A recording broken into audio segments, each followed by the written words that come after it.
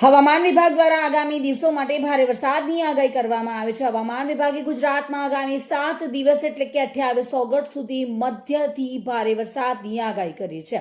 ખાસ કરીને સૌરાષ્ટ્ર, ઉત્તર ગુજરાત અને દક્ષિણ ગુજરાતના કેટલાક જિલ્લાઓમાં અતિ ભારે વરસાદ વરસી શકે છે।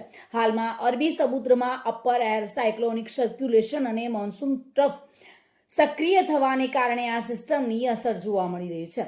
આ બે સિસ્ટમની સંયુક્ત અસરને કારણે રાજ્યમાં આગામી 5 દિવસ સુધી ગાજવીજ સાથે ભારે વરસાદ થવાની સંભાવના છે। આજે સવારથી જ જૂનાગઢમાં મેઘમહેર જોવા મળી રહી છે।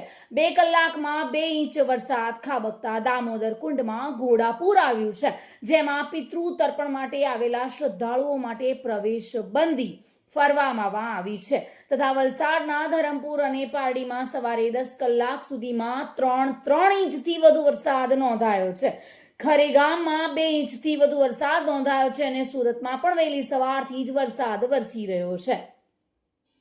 હવામાન વિભાગે આજે સાબરકાંઠા, જૂનાગઢ, ગીર સોમનાથ, દીવ, નવસારી, વલસાડ, દમણ અને દાદરા નગર હવેલીમાં ભારે વરસાદને લઈને ઓરેન્જ એલર્ટ આપ્યું છે, જ્યારે બનાસકાંઠા, મહેસાણા, ગાંધીનગર, અરવલ્લી, મહીસાગર, ભાવનગર, અમરેલી, રાજકોટ, પોરબંદર, સુરત અને તાપી તથા ડાંગમાં મધ્યમ વરસાદને લઈને યલો એલર્ટ આપ્યું છે, જ્યારે તમામ બંદરો પણ 3 નંબરનું સિગ્નલ લગાવવામાં આવ્યું છે અને આગામી 5 દિવસ માછીમારોને દરિયો ન ખેડવા માટે સૂચન કરવામાં આવ્યું છે।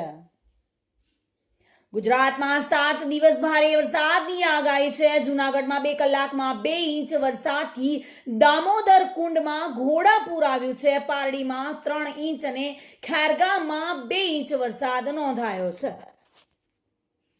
Bureau report, today Gujarati news.